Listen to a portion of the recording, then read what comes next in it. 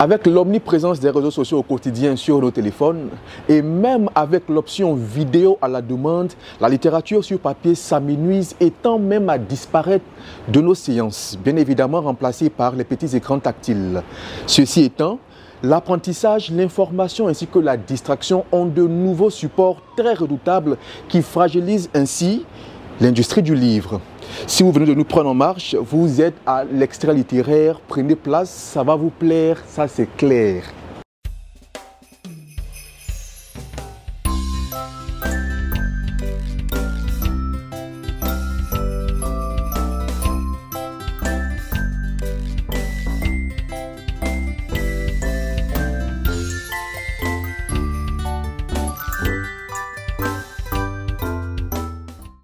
Pour vous rapprocher du livre et faire de plus en plus connaissance avec les auteurs, nous sommes à l'extrait littéraire. Pour aujourd'hui, nous recevons Kindene Sabine Thuyo, qui est l'auteur du livre « Le bonheur est pour demain ». Kindene, bonjour. Bonjour, monsieur. Alors, selon la 4e de couverture, vous êtes né en 1993 à qui? À Dikodougou. À Dikodougou. Alors, est-ce qu'on peut savoir un peu plus sur vous? Oui, bonjour, je suis Kindene Thuyo. Je viens du nord de la Côte d'Ivoire, derrière Korogo. J'ai fréquenté ici à Abidjan et j'ai fait le lycée Sainte-Marie. Un coucou aux anciennes et aux élèves de Sainte-Marie. Et j'ai fait également, puis j'ai fait la comptabilité. Et je suis une personne assez polyvalente et j'ai beaucoup aimé l'écriture. J'ai commencé depuis la classe de 4e.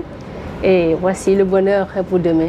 Alors, Le bonheur est pour demain, est-ce votre première œuvre littéraire?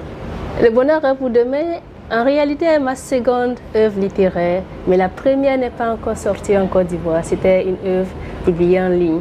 Ok. Alors, qu'est-ce qui vous a mené à écrire Le bonheur est pour demain? Le bonheur est pour demain. J'ai toujours aimé l'écriture. Dans la vie des femmes, étant une femme, je sais que la femme souffre beaucoup en Afrique. Donc j'ai voulu écrire une œuvre qui montre la bravoure de la femme, des femmes qui n'abandonnent jamais, à l'exemple même de la femme africaine. Et c'est pourquoi j'ai écrit Le bonheur pour demain. Alors, sans transition, quelle est l'histoire ou quelle est la trame qui est décriée ou qui est dépeinte dans ce livre? En lisant-le, vous allez découvrir 3 femmes, Fatima, Zénab et Khadija. Des femmes ordinaires, certes, mais des femmes qui n'ont jamais abandonné. Des femmes qui veulent atteindre les étoiles, mais vous savez que n'être femme dans un monde dominé par les hommes, ce n'est pas une chose aisée. La femme en Afrique, c'est celle qui souffre beaucoup. Qu'elle soit au village ou en ville, c'est toujours la même souffrance. Et pour atteindre les étoiles, la femme est obligée de se réveiller tôt. Atteindront-elles le bonheur tant recherché? Et qu'est-ce que le bonheur? Alors, qu'est-ce que le bonheur? Je vais essayer quand même de lire une ébauche, un passage dans ce livre. Alors que Fatima regarde l'engin s'envoler dans les airs, le ciel s'est recouvert de ses plus belles tuniques. Elle respire cette fraîcheur inopportune qui circule dans l'air. Karim part leur construire un meilleur avenir, une vie nouvelle, un bonheur en devenir. Elle le rejoindra au moment venu.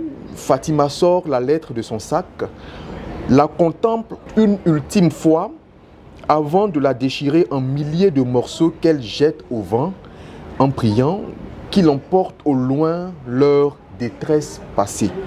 Alors, de ce passage, qu'est-ce qui est dit dans ce passage? Fatima regarde un avion qui s'envole. Oui. Son mari s'en va dans un autre pays. Oui. Parce qu'il a eu un bon métier. D'accord.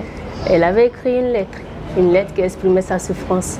Et en regardant l'engin partir, elle a ressenti de l'espoir, le bonheur qui arrivait, le bonheur qui n'était plus lointain. Alors, elle a décidé de mettre fin à sa détresse en déchirant la lettre. Et en attendant que Karim revienne, qu'elle aille le rejoindre là où il est parti.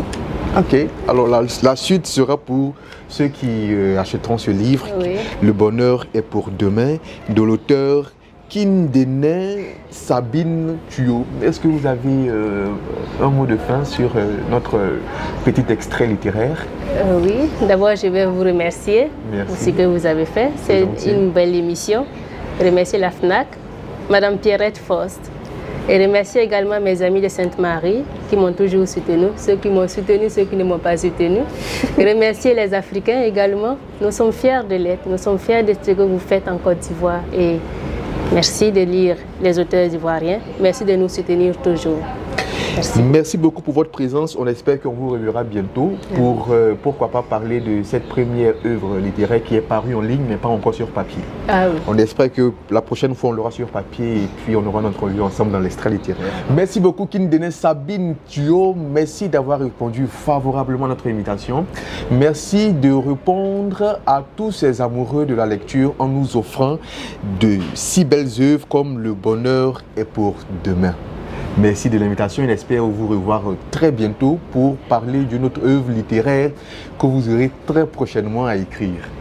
À très bientôt.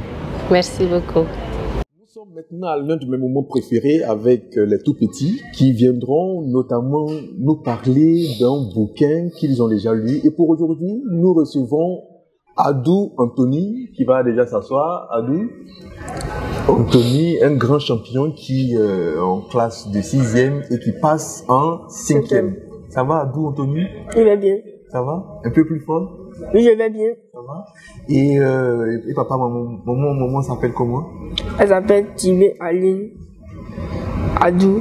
Mon papa s'appelle Adou Alexandre Cyril. Alors, pour aller de la 6e à la 5e, quelle est la matière dans laquelle tu as eu la plus forte moyenne? La matière où il a eu la plus forte moyenne, c'est SVT. SVT? Oui.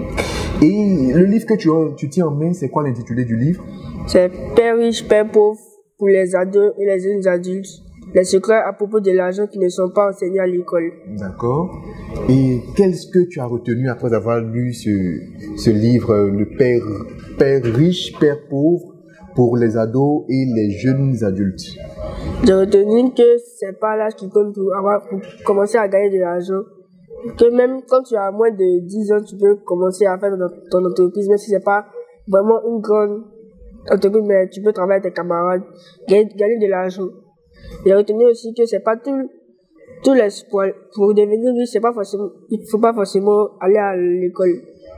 Il faut demander aussi à ses parents, essayer de comprendre tout ce qu'ils font pour gagner de l'argent. La question qui me vient à l'esprit, Anthony, qu'est-ce qui t'a motivé à choisir particulièrement le livre Père riche, Père pauvre pour les ados et les jeunes adultes? Parce que je voulais apprendre à devenir riche pour essayer dans le travail, pour ne pas seulement travailler pour gagner de l'argent, mais pour apprendre aussi et pour aider les gens qui sont autour de moi, qui ont besoin de moi. Qui ont besoin de toi pour devenir riche. Là, tu as les rudiments depuis l'âge de 10 ans, c'est ça? Tu as dit 10 ans pour pouvoir le coacher à accéder à la richesse. Merci beaucoup. D'accord. Et est-ce que tu peux nous lire un petit extrait dans le livre? Ouvre et tu vas nous lire un petit extrait dans le livre. Une autre forme d'apprentissage. Oui. Voyons les choses en face. En lisant le titre de ce chapitre, peut-être pensez-vous que travailler et apprendre n'occupe pas un rang élevé sur votre liste et de choses à faire. Ou pensez peut-être vous, je dois travailler pour gagner de l'argent. Ma famille n'est pas riche. Que votre famille ait besoin ou non d'argent, le fait d'occuper un emploi est également un moyen d'apprendre et de repérer des occasions de créer votre propre entreprise. Comme vous l'avez probablement déjà compris, ce livre traite d'une façon de travailler et d'une autre façon d'apprendre. Alors pour lui aussi aisément, quel âge as-tu? J'ai 12 ans. Tu as 12 ans, est-ce qu'à la maison, à part étudier, est-ce que tu as des corvées, est-ce que tu fais le lit, est-ce que tu aides maman, papa à la maison? Oui. Et les petites soeurs, les petits frères? Tout le monde fait ça. Tout le monde fait ça, vous entendez bien? Oui. D'accord. Donc nous étions avec Adou Anthony qui était notre invité pour la petite session de lecture pour enfants, qui va en classe de 5e, qui a eu sa plus forte moyenne en SVT. Merci de nous avoir suivis pour l'extrait littéraire en espérant de vous retrouver bien évidemment à la même place de façon confortable pour un moment littéraire, de sorte à vous rapprocher du livre et à faire plus ample connaissance avec les auteurs et pourquoi pas aussi avec les maisons d'édition. À très très bientôt pour l'extrait littéraire.